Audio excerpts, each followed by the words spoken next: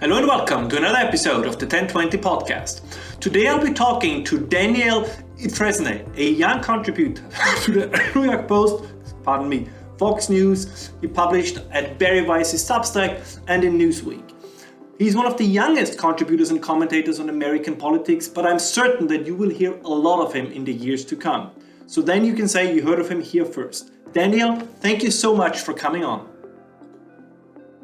I'm very excited about this, and I'm particularly excited. One of the first topics of the many I would like to pick your brain on is the current state of the educational system in the United States, because I think this is something that you are particularly qualified to speak about. And just today I came across an article by Graham Allison, right now, one of the major thinkers in international relations, and he wrote in Foreign Policy that the only way for the United States to remain to keep its advantage over other nations is if they kind of get at least 1 million talented minds and talented people from the rest of the world. Kind of the United States have to import their brains, which to some extent, I can understand the idea, right? As a country, you want to be attractive for the smartest people out there.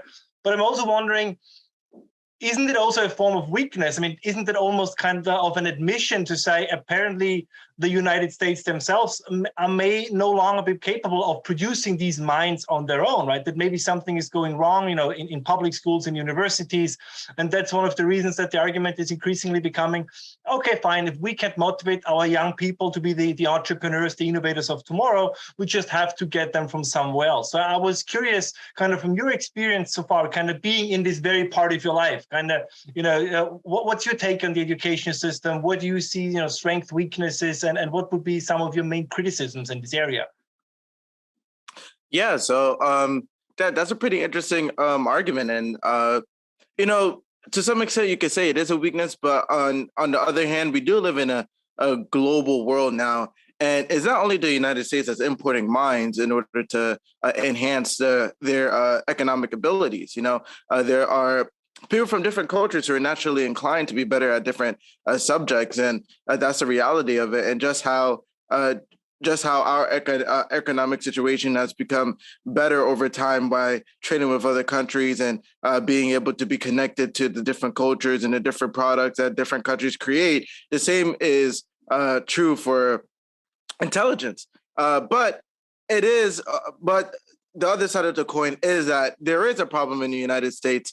Even though, we have globalization and, people happen to be really good at different areas, whether it be like science, math, et cetera, and we might want to import those people. The reality is the United States is also falling behind on its educational prowess here back at home, right? And so I think those two, the failure of the American education system and just the fact that we live in a globalized marketplace now where we need people who are intelligent in different facets of life.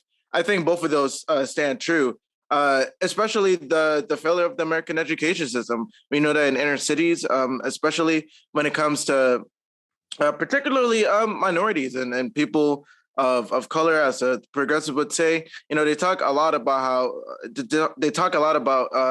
inequalities and whatnot, but education is a huge force that evens out the playing field. It just happened to be that in these inner cities where Democrats happen to control, we have people in schools who graduate from high schools who could barely read, who could barely do simple mathematics and whatnot, and so that's a huge problem. I would say another problem is sort of the culture that we've created in the United States, a culture that used to be only relegated. I would say only relegated to more poverty-ridden communities in America. That's not only in the inner city. We're talking about people who live in towns who used to have maybe a factory or like some sort of economic anchor that was keeping people with jobs and whatnot. And during certain times in American history, we sort of left that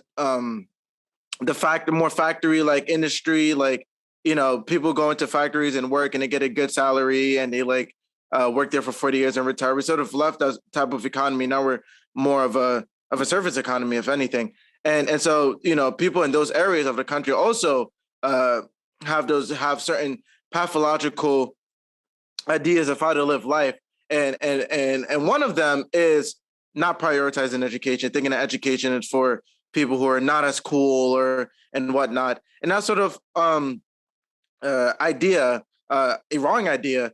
That sort of idea is sort of permeating into greater American culture, where people are no longer they no longer want to pursue they no longer want to pursue careers that require a lot of like intellectual, like you just need to like brute force just intellectualism. You need to be able to be smart. You need to be able to do the science or do the math or remember the biological facts about people and stuff like that, right? Doctors. I know we have a shortage of doctors, and I don't think the pandemic really helped that. We had a shortage of doctors even before the pandemic, but with the pandemic, I don't really think people are going to be too fond of becoming like a doctor or a nurse and whatnot. Surprisingly enough, like we have way too many lawyers in America, to the fact that to the point where like people are going into a lot of debt, but they're just ending up going into like law firms that barely pay anything. But in terms of just, like being a doctor, being an engineer, like all these like um, these are so this is sort of anecdotal, but like I recently graduated from Brooklyn Tech, right? And Brooklyn Tech has a major system in which junior and senior year you choose AP classes. AP classes are sort of college classes for high school students. Uh, college, yeah. We have AP classes for junior and senior year, and the biggest two of the biggest majors at Brooklyn Tech, which is a STEM school, is law and society, which is my major, and social science research, right? And then when you would look at like the math major or the electrical engineering major, or like majors that are way more just like STEM, like the physics majors, there are way less people in those majors. But I mean, Brooklyn Tech was made to be a STEM school, and that was an interesting observation that I've made. People, my fellow classmates would say, "Oh, like look how long law and society is, or look how long social science research is," and that's a reflection of like of greater American society, I think, to some extent.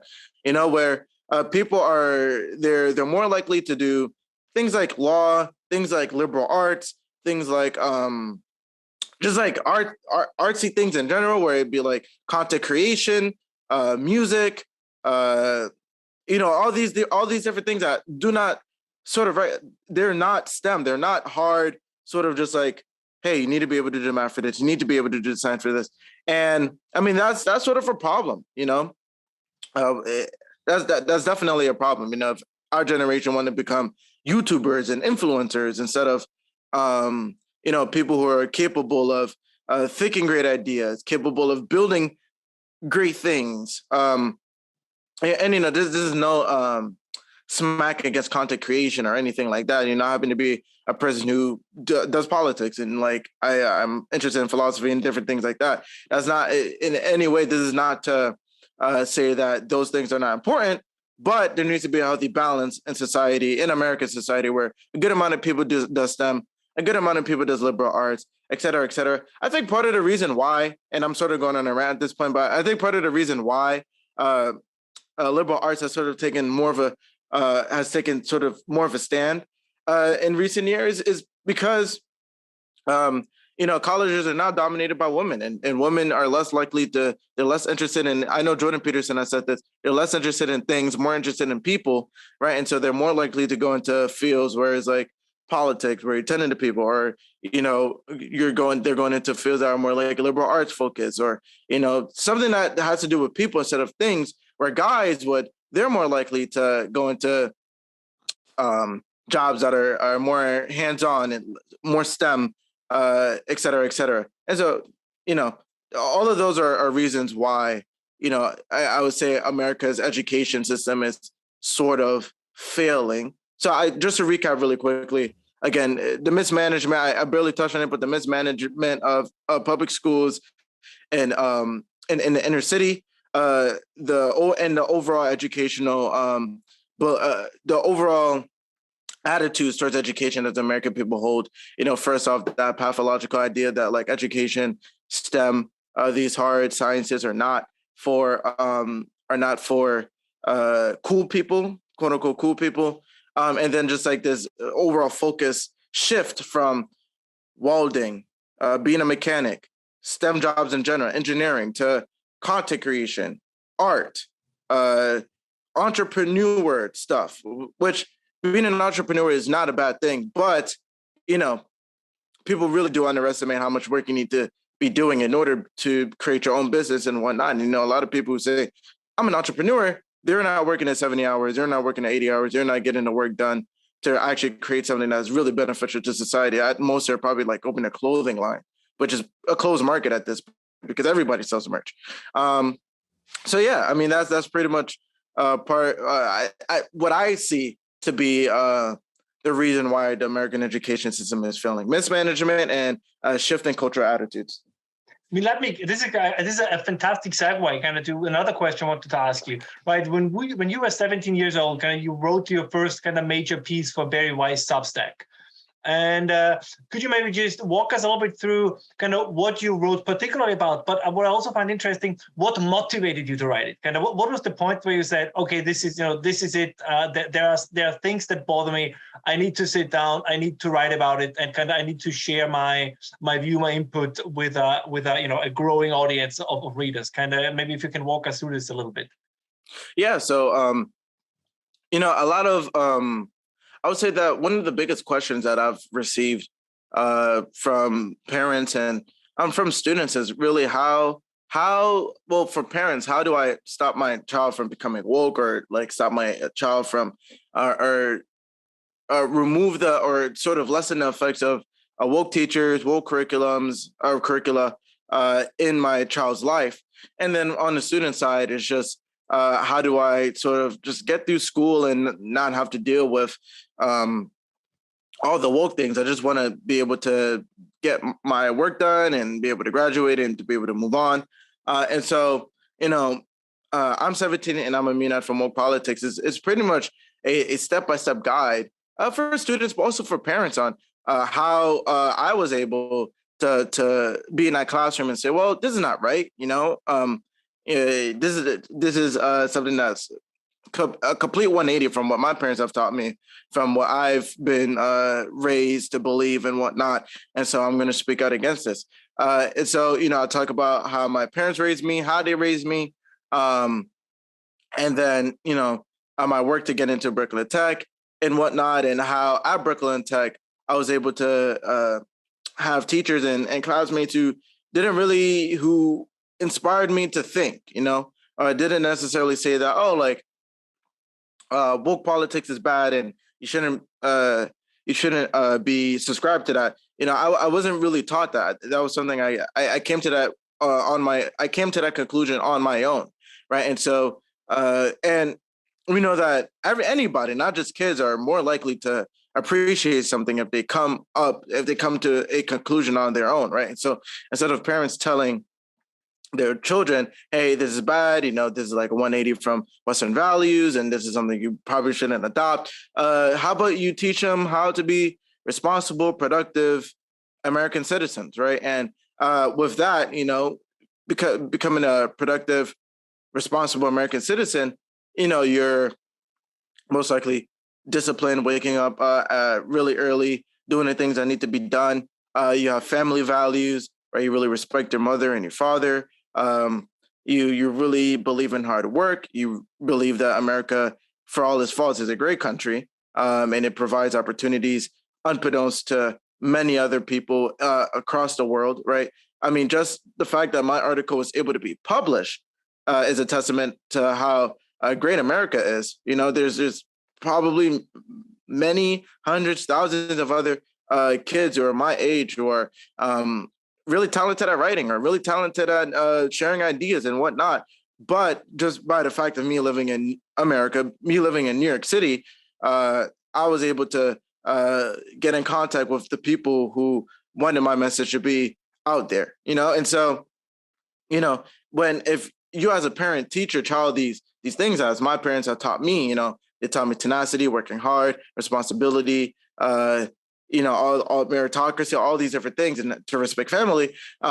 When I come across ideas that say the complete opposite, there was actually a poster that came from, I forgot the museum's name, but it said that waking up on time is whiteness and upholding whiteness. I think the and stuff Smithsonian. like that. I think that was the Smithsonian. They had this whole little flyer exactly that said being on time, and the scientific method apparently was all supposed to be. The scientific method, respect, family values, religion, all these different things. They're not white values; they're human values, and any successful civilization share those values. They're punctual. You know, people they don't say I'm going to come at 3 p.m. and then not show up. You know, because people have time, and time creates money and whatnot. And so, you know, from an efficiency aspect, you know, civilization who is successful, they keep up with their word. You know, they respect your mother and your father, because your mother and your father are the people who respect you, are the people who teach you how to become a productive citizen.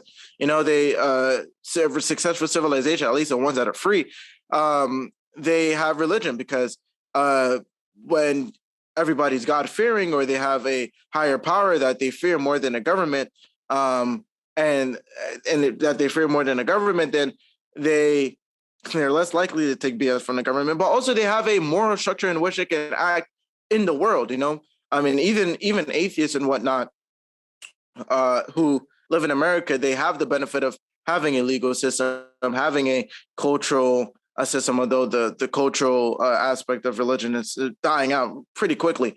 You know, they have the benefit of having an already instituted moral structure in which, you know, they don't have to go around and convince people that, like, killing is wrong. I mean, people already know that killing is wrong just because we have Judeo-Christian values.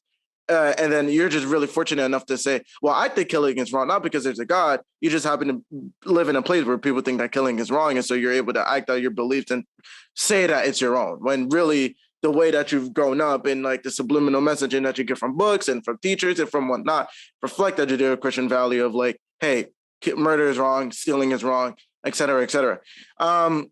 Yeah. So, well, I mean, getting back to what I was saying, when you face a curriculum, or when you face lessons or lessons from a teacher that is 180 from all of that, all of what you've learned from your parents and from America. And I would say this, I mean, you know, the woke thing it's a pretty recent phenomenon. Even like people, kids my age understand. So kids my age grew up in a world where in kindergarten, first grade, second grade, third grade, I mean, I remember this vividly. You know, it was just respect other people despite their skin color, become really productive. You know, you can do it as long as you work hard, et cetera, et cetera. When we talked about, you know, things about race and like slavery and stuff like that, it was from a primarily factual perspective.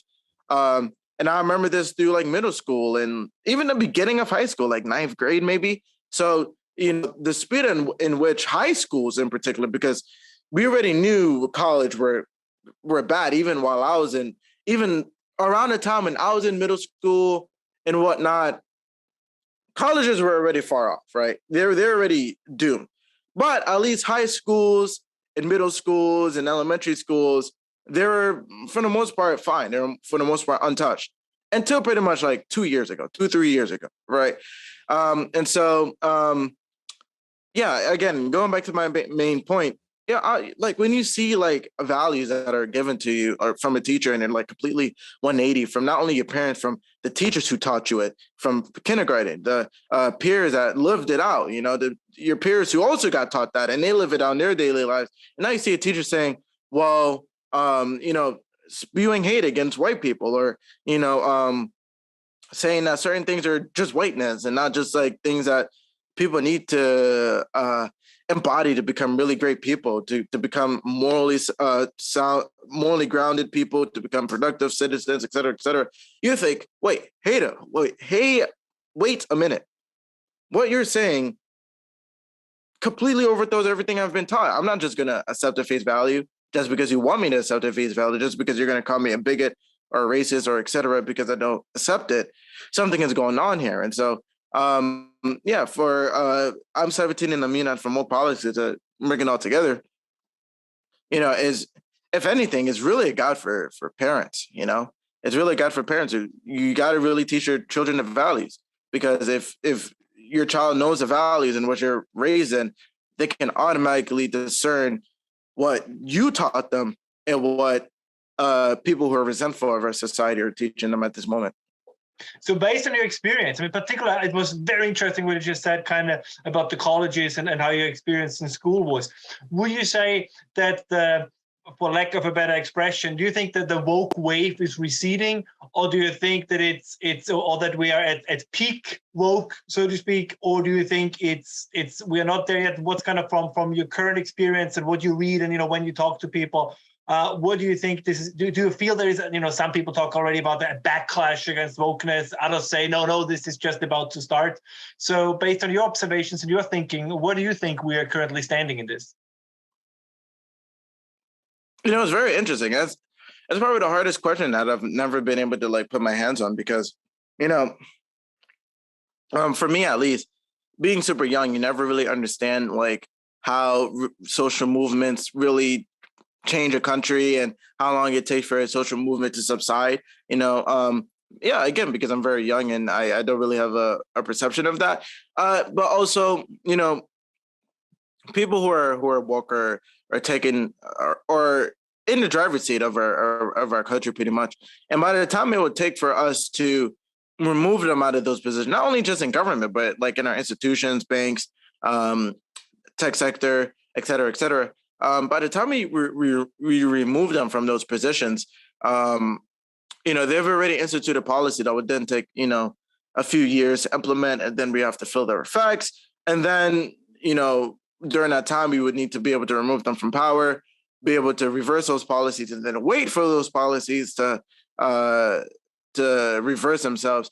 And so I think that, I think that we're definitely, there is the backlash. I'm not going to say that there isn't a backlash because the backlash is really apparent. I mean, we can see from Joe Biden's poll numbers right now, and that could be an indication of how much the wokeness is backfiring. Some people might say, it's the inflation. But part of the reason why inflation is so strong today is because of the utopian vision that a lot of people in government are holding right now.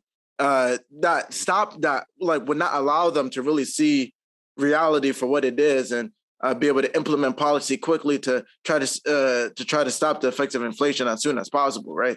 And so, for example, even though we've been having high gas prices, the Biden administration have still been rejecting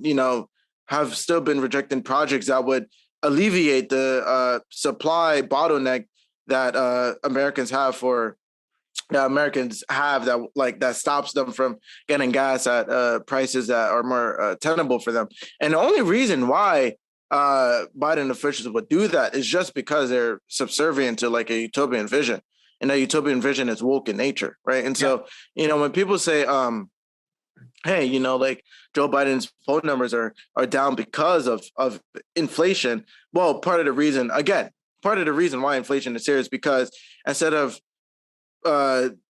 making policies that would help the wealth, that would solidify the well-being of Americans, they've decided to go rogue and just to implement their utopian vision upon everybody else. I would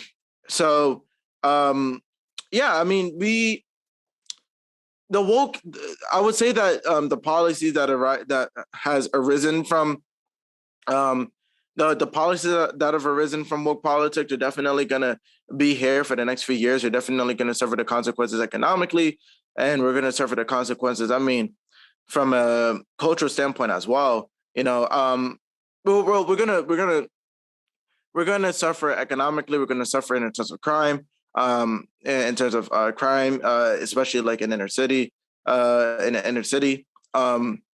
Housing is part of economics. In terms of culture, we're definitely going to be the people who are suffering the most, at least from the woke stuff, is definitely younger generations. So if you want to talk about gender ideology, for example, we're going to be feeling the effects of that for a very long time. Telling children to pretty much castrate themselves at the first drop of at the first hand of I'm the opposite gender. And so some of these things are going to be we're going to feel their effects for a long time. But by the time we feel the full effects, we should have people, or hopefully we should have people in place that are trying to reverse those policies as soon as possible. And so the backlash is definitely here. And we're definitely going to reverse a lot of things in the next few sort of years. I would say in terms of like politics, easily, we're probably going to see Republican leadership. Definitely in the House for the House during these midterms. The Senate is more iffy just because in the places where Senate seats are being contested, Republicans really haven't had their ish together in terms of like candidates. Like, for example, in Georgia, we know that regular Americans do not care about, I wouldn't say they don't care, but they want to move on from this whole like election thing, 2020 election thing, right? Democrats are doing a disservice to themselves by still talking about it.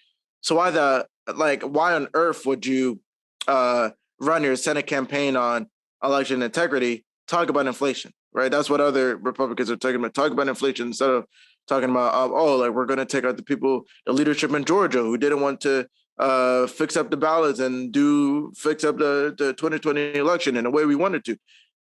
Americans don't care about that, right? And, and they say that. So just to add on to it, I mean, basically every poll they take with the American people, what the most pressing issues are for them, right? As you just mentioned, it's inflation, it's the economy. It's only when they ask, I don't know, journalists and politicians, I mean, they tend to say, it's January 6th. January 6th, 2020 election. Yeah, exactly. Right. And so, we talk about like the liberal bubble and how like progressive have their own world and stuff like that. I'm not going to hesitate and say that conservative have it too, And that's the 2020 election integrity, all these different things that honestly, ordinary people do not care enough about. If you come up with this groundbreaking news where like something that really shakes up, like sort of like what happened in the 2020 election and election integrity and whatnot, yeah, I wouldn't doubt that, like people, like the American people want to hear it, like, hey, like, that's our election. Like, if something really crazy happened, like, let us know, but stop pestering us about it. We're moving on. Like, I need to feed my children, right? And so that's if there's a conservative bubble, which there definitely is. The 2020 election integrity is definitely on top of that list. And so just because of that, and then in Arizona we have like this like situation with Oz, and now like conservatives don't like Oz because of certain things and whatnot. So like the Senate might be a bit of a question mark for the midterms this year, but the House is definitely going to Republicans. We've already seen in 2020 the shift has already started. It started since 2020. People say, well, Joe Biden won, et cetera, but a lot of state legislatures, they like shift Republican heavy. A lot of House seats went to Republicans, even though Democrats have the majority. Technically, if you looked at 2020, if you looked at 2020, you would see that more Republicans won seats, Democrats lost more seats during that time frame. And so, so the shift has already begun. We saw like Republican governors win in battleground states like Virginia with Glenn Youngkin and whatnot. And what did he campaign on? He campaigned on parents and education and whatnot. And so the backlash has already begun. We're starting to see a shift, but even though there's a backlash in terms of politics, we have a whole generation that's being raised on woke politics. We have to stop that. It'll be too late, right? Because even though you can have backlash, the parents will have backlash now and change the leadership right now.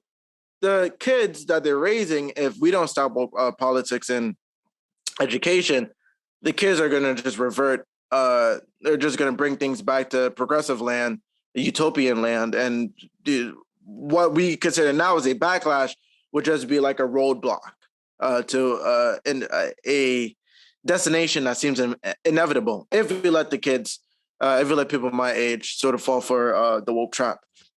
mean, let me ask you this, because I was thinking about a couple of the things that you just said, and I'm sometimes wondering, do you think that maybe one of the reasons why, also for the rise of wokeness, but also kind of for many of these new ideologies. I mean, also what you described before, if you imagine, right, you grow up in an upper middle class household, and you go to a good high school, then you go to a good college or a good university, you get, I don't know, your Harvard law degree and all these kind of things, right? So very, I mean, excellent educations, at least on paper, right? That maybe then you say you maybe venture into law a little bit, and then you venture into politics, and then the kind of question is, and I think this also pertains a little bit to what you said, is the optimist, and I always try to be a happy warrior, right? But the optimist would say, in many ways, that the great battles in America have been won. In a sense, right, there are still areas to address, right? We touched upon these a little bit before, right? Kind of, there are things that need to change, but America is not, it's not a fundamentally, it's a, if you lived in the Soviet Union, right? If you lived in Nazi Germany, right? That was clear something needs to change, right? There were many large questions that really need addressing. But America is, despite what some commentators try to say, right? America is not on the brink to become Nazi Germany, right? America is not, kind of, to take a little bit of fear on the right, right? Is not going to become the Soviet Union. But I'm wondering, is it possible that sometimes when you have this elite education, then you go into politics, and then kind of what we just talked about, right? And then you're kind of told, so the main problem we have to solve, which I share this sentiment with you, which I think is important, right? That you have to address gas prices. You have to address, the price of a gallon of milk in the supermarket. That some of these people then just say, I kind of want to change the world, but it almost looks like as if there is no longer any need to do so. So that then it's that wokeness is almost an outgrowth of a dissatisfaction with a pretty good world, but it doesn't really leave much to do on the ideological sector, right? So then you find and say, okay, so which new fronts could we create? And then I think you mentioned a little bit, right? The gender issue might be one, right? So if we can no longer really find a major group that's officially, by the state discriminated, you kind of have to create a completely new group where it's then much easier to make this claim. I know this is very dicey territory, but I was wondering, just to get input on this, that maybe it's not a reaction to fundamental problems that might be there as well, but that it's primarily a reaction to a pretty good society that offers you lots of opportunities, but the kind of Nietzschean struggle between two things, right? That seems to have disappeared. So people maybe want to look for this. And just to add on to this, I'm sorry now for my short rant, but you said this before. If at the same time you say, kind of family, religion is not really kind of, accepted, if you want it, in certain polite areas of societies, we would say. So if you take away these elements of community, people are then super individualistic, right? And the only fulfillment they can find in political struggle,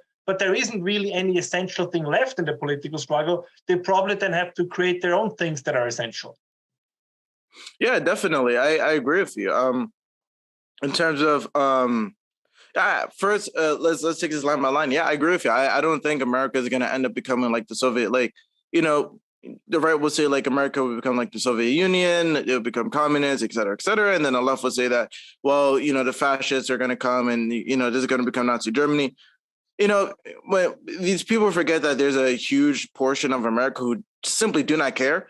And the people who do not care actually have the best view of what is going on, right? Because they're just like people who are disinterested in politics are just seeing what they're seeing for what it is, and then just making decisions based on like how it's affecting their daily lives, right? And so, when you have a whole subset of America, we call them the independents, right? Who are sort of seeing the two parties engaging whether they're going off the rails or not. And then you have the two-party system. A lot of people take craps on the two-party system, but part of the reason why the two-party system is pretty important is because both parties now have to they need to appeal to the mainstream. They need to appeal to the independent crowd, right? Because you have your hard MAGA base or your hard Republican base, and then you have your hard progressive base. And even though the conservative base, hardcore conservative base, is actually bigger in number than like the hardcore progressive kids, right? The progressives are a very small portion of the American population. They live in the coastal areas, but even a lot of people in New York City and in I'd bet like San Francisco and these other like places in coastal areas, a lot of people are immigrants. A lot of people just want to like make money. They are business people. They just want to be able to do something great for their family. And so, yeah. So even though both of these populations who are very interested in politics, they're there. There's so like there's such a small portion of the population that no Republican Party or no Democrat Party can win just by appealing to that base, and that's what we're seeing with the Democrat Party. I mean, it was very recent. I forgot where it came from, but I forgot where it came from, but it was demonstrating that Democrats, they've lost their support among minorities, and now they're appealing to college-educated female professionals. I mean, female coastal elites, right? So like that, like I said, right?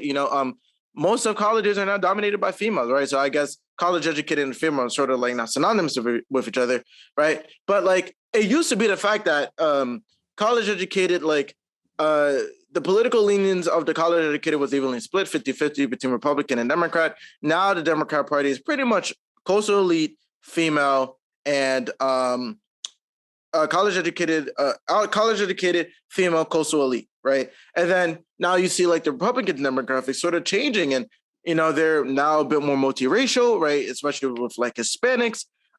They're more working class, and they're more working class. They sort of, even though yes, you have that like hardcore base of Republicans who are just like, MAGA forever, et cetera, et cetera. I mean, the Republicans have done a great job in including just like people of different races, working class people who just want to create a living for them and their family. They want to be able to live, leave me alone, do what they need to be able to do. And that's fatal for Democrats, but you would like Republicans wouldn't be able to do that if there was multiple parties, if there was a working class party and then there was a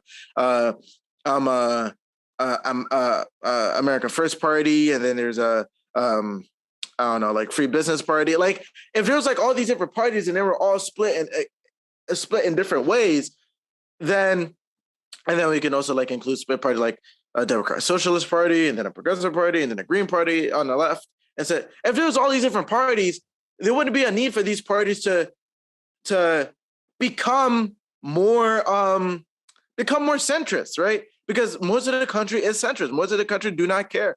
They can want a few welfare policies and think, hey, like that's a good thing, and then think, hey, leave me alone. Hey, I want my gun. Hey, like I want lower taxes, et cetera, et cetera.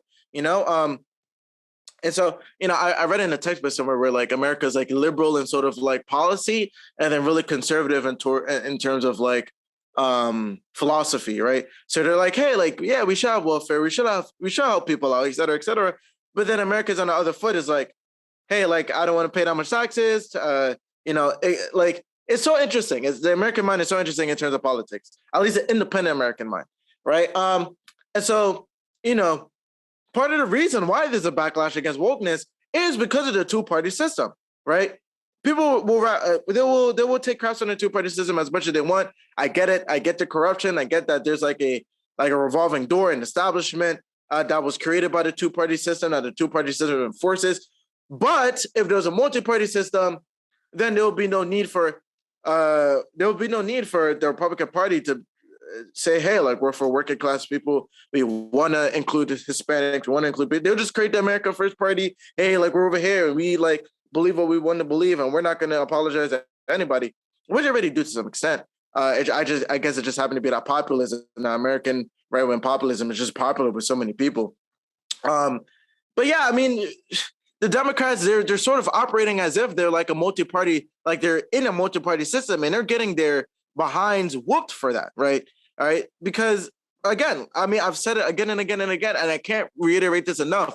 The reason why America is not going to become Nazi Germany or they're not going to become socialist is because the parties need to be able to appeal to most people. They need to be able to say the American who registered as independent need to be able to say, okay, both of these are sort of in the center. I can make a nice decision. If you see but today they're looking at the Republican Party where they're saying, oh, inflation, this is happening, blah, blah. And they're really appealing to what independents want. And then they turn around to the Democratic Party, who used to be about that, but now about Latinx, they, them, all these different things. They're just like, what is that? Like it's not even that independents like think that's stupid. They're just like, what is that? Like, I don't like, can we like lower gas prices? Does it get too expensive, right?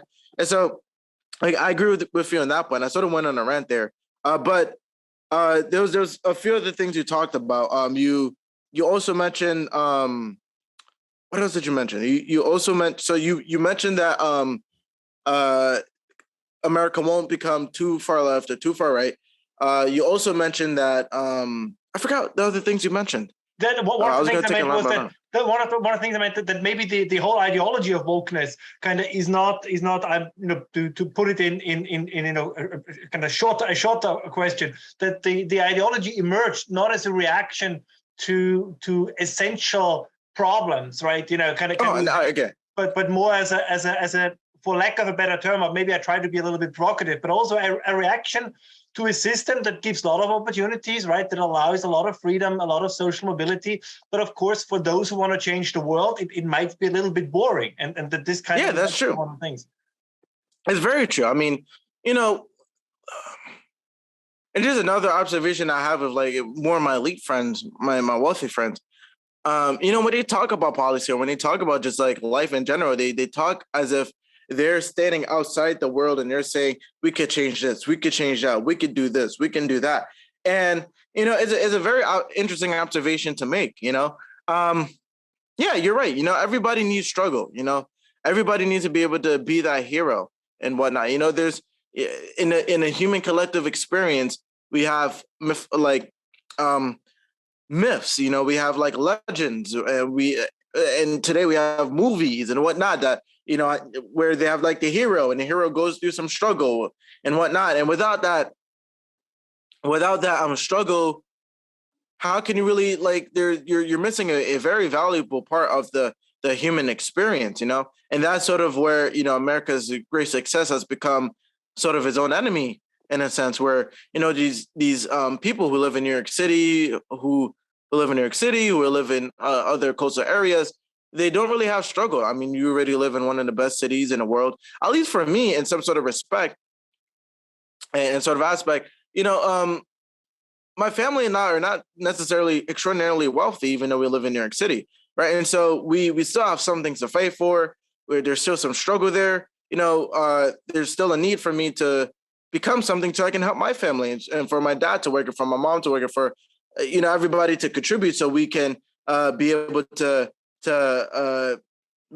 live nicely and to live with a little cushion and be able to do the things that we would like to do, and so for me, even though I live in New York City, just from the sole fact that I don't live in like Manhattan, for example, where everything around you is skyscrapers and the best that America can offer in terms of metropolitan areas, the best the world can offer, one of the best the world can offer, New York City, Tokyo, Singapore, like all these different like places are absolutely fantastic. And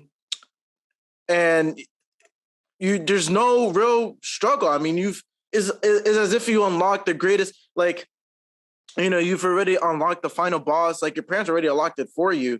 You already unlocked the greatest map in America, right? Where like for like somebody else who probably live like in the Midwest or somewhere where like, or just like in a suburb or like a farm, like a rural area, they think, I want to travel to New York City when I'm older because I want to start a business or I want to do something. So they haven't unlocked that like map, and they haven't I'm trying to like talk about this in like game terms because that's what it is, that the hero story is like really synonymous with like video games where you start with nothing and you become something, right?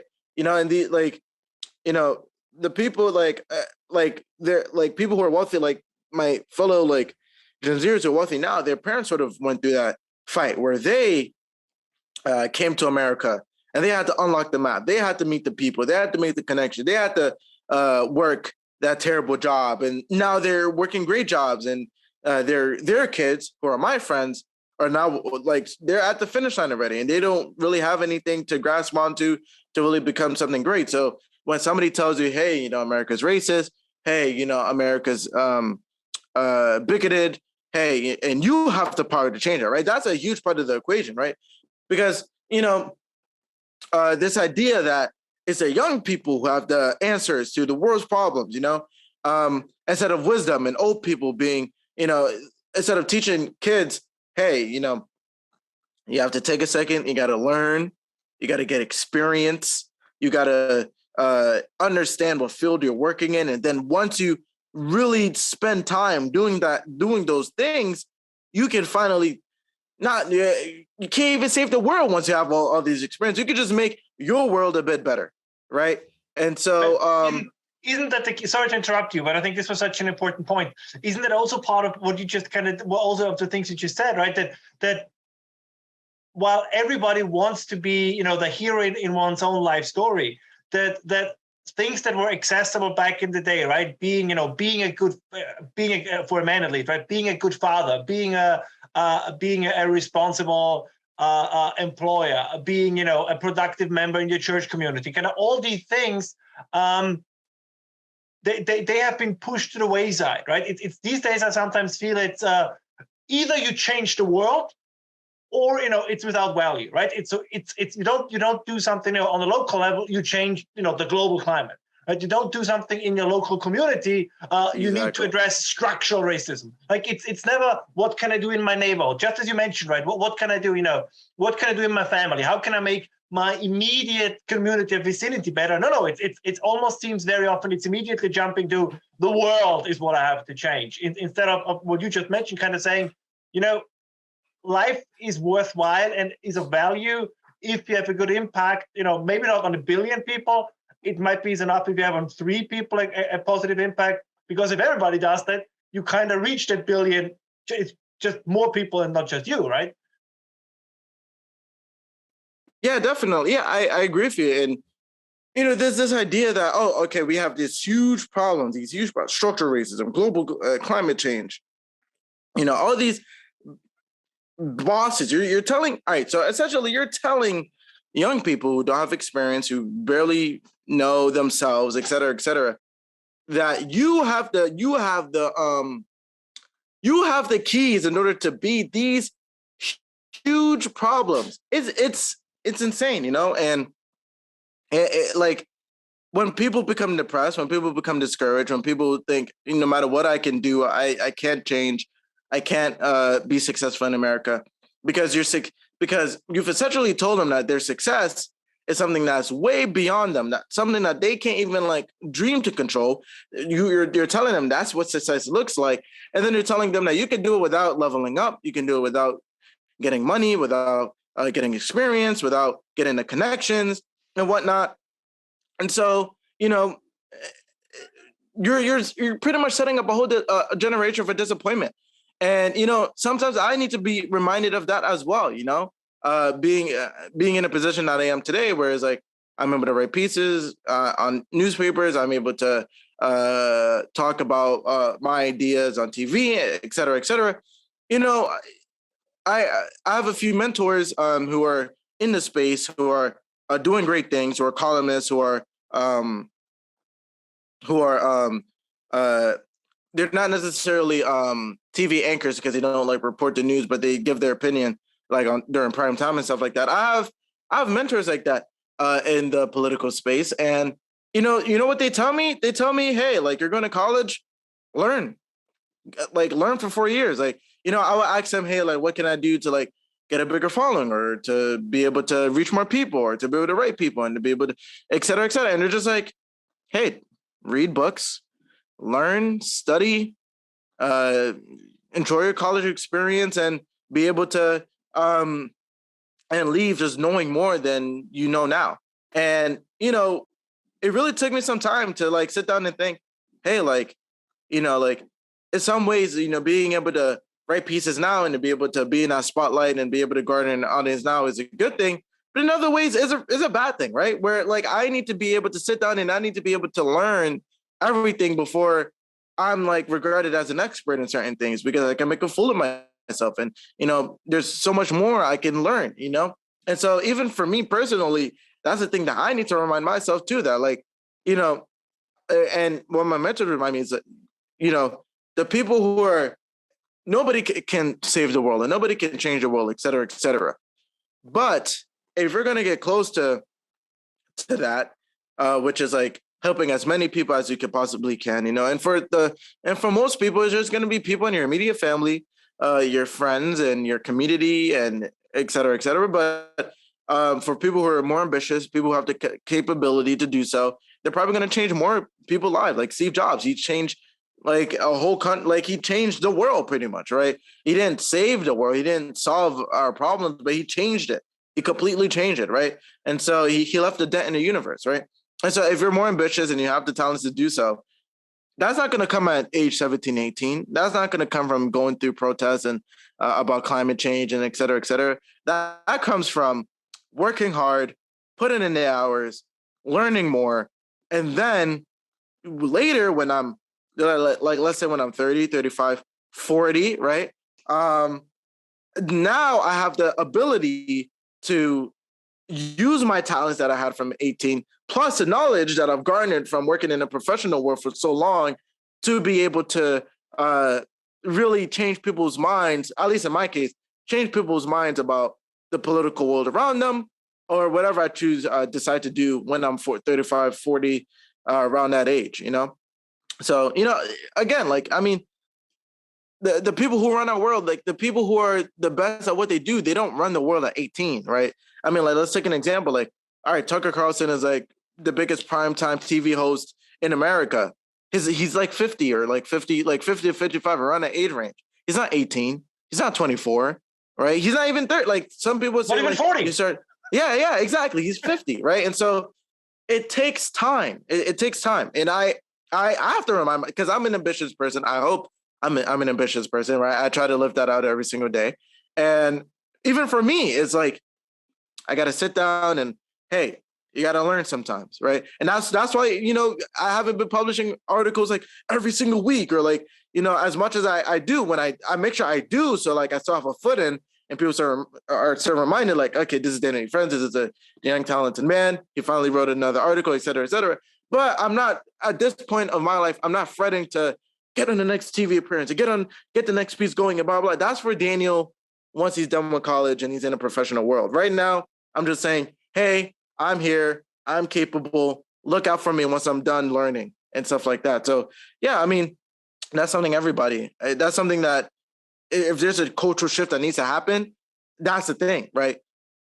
Stop telling people my age that they have the answers to solving the world, because they do not. We barely know ourselves, right? Stop giving us our burden, right? Let us get the experience and knowledge, the capacity, the means to do what we need to do. And then hopefully at that point, we won't be able to save the world, but we'll be able to make the world just a bit better by contributing what we can contribute. So that's my last question I have to ask. What are your plans for the next couple of months? What do you hope, or what do you have to plan for the year 2022 and early 2023? Yeah. So I guess I kind of went a bit into it in my last answer, but yeah, it's just, well, first I'm heading into college for the first time, and so I would say that I need to be able to go in, just understand. Obviously, it's going to be like a woke place and et cetera, et cetera. People say that, college is completely bad and you shouldn't go. I think from a financial sense, you're probably right. But from an ideological sense, if you know what you stand for, you know what majors to choose, and you have some mechanism in which you can avoid professors who aren't going to teach you anything, then and you know what you're going to do once you get out of college, the college is not a bad thing, right? The problem is a lot of people going undecided, don't know their values. They end up choosing a professor randomly. That professor ends up telling them bull crap about the world and about, they inject woke politics into these students. They leave college, still don't know what they want to do, right? Still undecided. Now they have all this debt. They have this bad worldview, and that tells them that any hard work does not equate to success. And now they've been set up for failure. But if you're able to circumvent every single one of those bad things about college to a degree, right? if you're able to get scholarships, or if you're able to go to a college that doesn't make you pay much, if you're able to, if you know what you're going to do when you go into college, if you know what you're going to do once you get out of college, if you know which professors to avoid. I mean, I literally, like 3 days ago, I actually spent a good amount of my time going through every single professor in the faculty department, searching up their Twitter, searching up the research that they've done. And if I go to their Twitter and it says she, her, he, him, or like white splaining, I saw like one professor like talked about white splaining in one of her tweets, right? I put it into like, I open an Excel sheet, a spreadsheet, professor name, courses they teach, political leaning, woke, yes or no, avoid, caution, or clear. And just like having that for me is a really good thing, because now when I'm registering for classes and I see a teacher's name where I said, okay, this person is woke, et cetera, they're not going to teach me anything. I pretty much saved, like, A, I saved money. B, I'm actually going to be taught something, right? A, I'm spending the money, I'm saving it in the sense that like I'm actually being taught something that's actually going to be beneficial for me. So I saved the money in that respect. You know, I'm actually going to be taught something like, so if you go into college knowing what the problems with college are and you're able to circumvent each of those points as best as you can, and you know exactly what you're going to do once you get out, you know, go for it. You know, at the end of the day, college is a return on investment.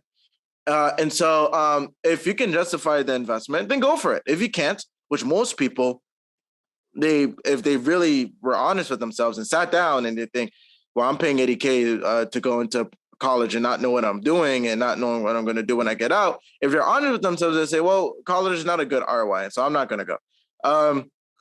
And so, yeah, that's so part of like the stuff that I have to deal with in the next few months is going to be college, obviously. But in terms of just like personal stuff, personal projects, career stuff, I'm working on a few big projects. One of them has already been started with FAIR, the FAIR High School Club initiative, and we had an interesting and peculiar first year. Some things we need to work on, some things that we've done well, and so during the summer, at least as we speak right now, I'm working on making the high school clubs better, making sure we have more things open, more places, more high schools with FAIR High School clubs open for the start of this year. You know, and FAIR High School clubs, it really brings in this like spirit of just like intellectual conversation.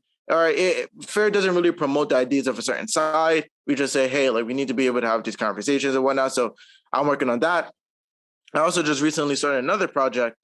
It just started, so I don't want to really share too much about it. But I would say that it's definitely going to help the world of journalism. There's a lot of independent journalists out there, and we need to be able to We need to be able to. People need to be able to find them. People need to be able to keep tabs on them, right? Because again, like places like CNN or Fox News, etc., they make it easy for you to, hey, like if I just want to catch up with what Tucker Carlson is working on, I just turn on Tucker Carlson tonight at 8 p.m. Simple, right? But with independent journalists, it's like I'm subscribed to Barry Weiss here, and then I'm subscribed to Matt Taibbi's Substack there, and then I'm subscribed to Tim Pool's website here, and so like we in order to get more people to really because people want convenience, and if you want more people to go into this world of independent journalism and whatnot, we need to be able to make it convenient for people to read and et cetera, et cetera. So I just explained a problem that I see. I won't explain a project, but the project will be. Well, I'm working on it, and I'll definitely have something in the. I wouldn't say the coming months, maybe like checking in a year or so. We'll probably have that done. I want to take my time and really make sure it's a really, really good. The product is really good. But yeah, so two projects I'm working on, college, big thing. And then just working in terms of just like Daniel, not the project maker, Daniel, not the college student, in terms of Daniel, the journalist, Daniel, the political commentator. I'm working on a few pieces. I guess I could talk about, so right now I'm working on So Biden talked about having like something about having an answer on student loan debt by the end of the summer. I definitely want to cover that. So I'm working on a piece. I'm probably gonna have that out around the time where he announces whatever the hell crazy thing he's gonna do with student loan debt. I'll have something out on that. And then I want to focus on something for the midterms, so those are the, in terms of just like parenting, in terms of schools, et cetera, et cetera. We focus on inflation, and this midterm is going to be a midterm of inflation. But I also want to make sure that, for the places where inflation is definitely going to be a huge thing in everybody's mind. But in the places where inflation is like there, but not enough, I really want what's happening in schools.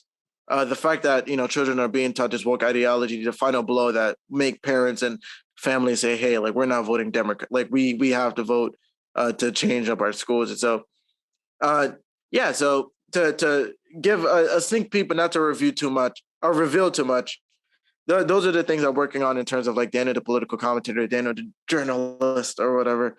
And again, like the goal is not to write as many pieces as possible. It's to learn, right? Go to college, read books that are interesting to me, right? Because that's how I learn a lot. That's how I'm able to have these conversations and and to be able to, reading was interesting to me. So having a personal curriculum, having a school curriculum, so learning for the next few months and learning for the next 4 years, right? That's a big thing. Working on these projects, helping figure out, bettering the world of independent journalism. And then lastly, just like writing not too many pieces, but enough pieces where, people are constantly reminded that, hey, I'm here. I may be taking a 4-year break to really learn and to be able to fight on the same in the same ring as Glenn Greenwald, and Greenwald, Barry Weiss. Just everybody in the political commentary space, everybody who's talking about politics, and even people who are in public office. I'm taking the next 4 years to really think about, hey, what's like a good career path for me? Is it working in a think tank? Is it working in journalism? Is it being in public office? Like all these things I want to explore, and so I'm taking the next 4 years to do that. While I'm doing that, I'm just dropping some nice nuggets of gold, nice nuggets of like content of investigative journalism, political commentary, and just working on a few projects to make the world a better place. So yeah, that's what I'm doing for the next few months and for the next 4 years. Sounds great, and I'm sure that I'll have you on, or I hope at least that I'll have you on again along the way. I think there's going to come significantly more of you in the future. Daniel, thank you so much for your time. I really enjoyed this. Two quick things off the record, if you don't mind.